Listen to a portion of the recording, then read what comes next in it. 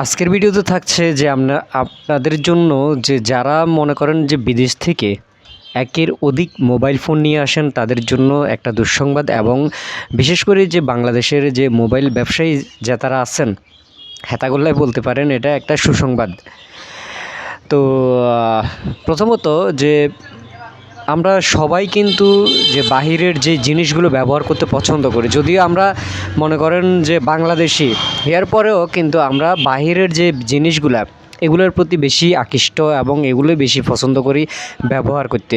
এই যে যেমন ধরেন বডি স্প্রে বলতে পারেন, স্যান্ড বলতে পারেন, মোবাইল ফোন বলতে পারেন, ল্যাপটপ বলতে পারেন, ডেস্কটপ বলতে পারেন, এই পণ্যগুলো কিন্তু আমরা সবচেয়ে বেশি পছন্দ করি বাহিরের দেশের হলে কিন্তু আমাদের কাছে মনে করেন বেশি ভালো লাগে, আমরা বেশি ব্যবহার করতে সেটা স্বাচ্ছন্দ্য বোধ করি আর কি। তো মূলত যারা মনে করেন বিদেশ থেকে একের অধিক মোবাইল ফোনগুলো পাঠাইতেছেন তাদের জন্য দুঃসংবাদ আর কি। তা আপনারা অনেকেই জানেন না যে ডিসেম্বরের পর থেকে 16ই ডিসেম্বরের পর থেকে আপনারা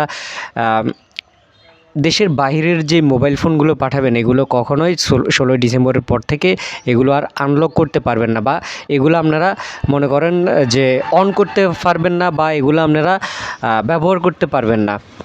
এখন এই কথা কেন? আপনারা অনেকেই জানেন না যে সরকার নতুনভাবে ঘোষণা করছে যে বাংলাদেশের বাহির থেকে বিদেশ থেকে যে মোবাইল ফোনগুলো আসবে এই মোবাইল ফোনগুলো আপনার বাংলাদেশে আনলক করতে হাঁটতেন নয়। কারণ আমরা আগে যেটা দেখছি যে 16ই ডিসেম্বরের আগে যে মোবাইল ফোনগুলো আমরা দেখছি এগুলো মনে করেন আমরা যারা বিদেশ থেকে আসে আমাদের আত্মীয় স্বজন বলতে পারেন, বা বাবা বলতে পারেন, ভাই বলতে পারেন, যারাই আনে আমরা কিন্তু তাদের কাছে সবচেয়ে বেশি আবদার করি কি আমার একটা মোবাইল লাগবো, আমার কাছে একটা বিদেশি একটা মোবাইল আমি চাই, বিদেশি একটা মোবাইল আমি ব্যবহার করতে চাই, আমার জন্য একটা মোবাইল নিয়ে আসেন, এটাই কিন্তু আমাদের বেশি চাওয়া থাকে আর কি।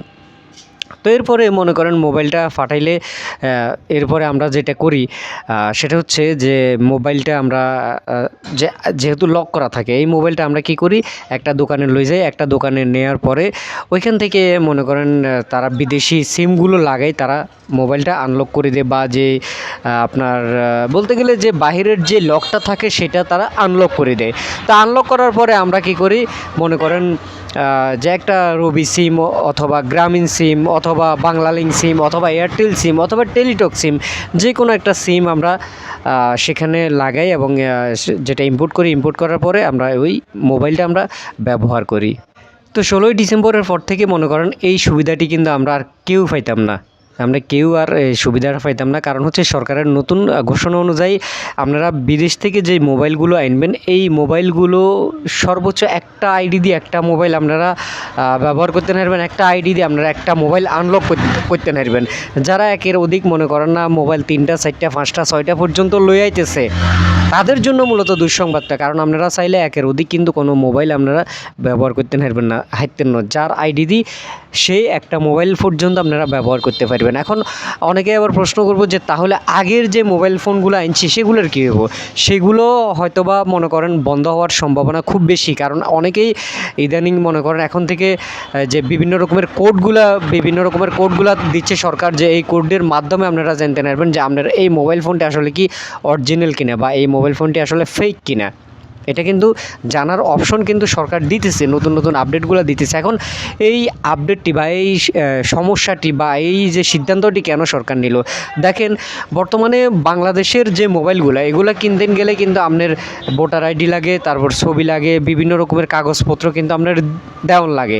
তো সেক্ষেত্রে কিন্তু এই মোবাইল ফোন দিয়ে কিন্তু আপনি কোনো অকারেন্স কিন্তু করতে পারতেন না, বা অনিয়ম বাংলাদেশে যে অনিয়ম হইতেছে এই অনিয়মগুলো কিন্তু করতে পারতেন না। এক্ষেত্রে বিদেশি মোবাইল ফোনগুলো আনি এগুলা কিন্তু রেজিস্ট্রেশন আনরেজিস্টার ভাবেই কিন্তু তারা এই মোবাইল ফোনগুলো দিয়ে বিভিন্ন রকমের অনৈতিক ঘটনা কিন্তু বাংলাদেশে ঘটাইতেছে, বিভিন্ন রকমের অনিয়ম কিন্তু করতেছে।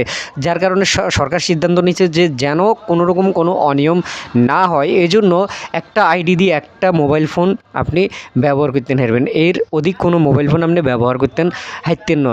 তো এই আপডেটটি আনার কারণে যেটা হয় যে বাংলাদেশ থেকে বিদেশ থেকে যে মোবাইল ফোনগুলো পাঠাইতেছে এটার চেয়ে বাংলাদেশের যে মোবাইল কোম্পানি বা বাংলাদেশে যারা মোবাইলের বিজনেস করে তাদের জন্য এটা হচ্ছে একটা প্লাস পয়েন্ট, কারণ তাদের আগের তুলনায় এখন কিন্তু বাংলাদেশে তাদের মোবাইল ফোনগুলো বেশি সেল করা হবে। তো এখন আপনি সিদ্ধান্ত নেন যে বিদেশ থেকে যে মোবাইল ফোনগুলো আনবেন সেই মোবাইল ফোনগুলো যদি মনে করেন আনার পরে ব্যবহার না করতে পারেন তাহলে কিন্তু আপনার পুরো টাকাটা কিন্তু খালে চলে গেল, ঠিক আছে নি? তো এই জন্য আপনি সিদ্ধান্ত নেবেন যে আসলে কি আপনি 16ই ডিসেম্বরের পরে আপনার মোবাইল ফোনগুলো আনবেন কি না।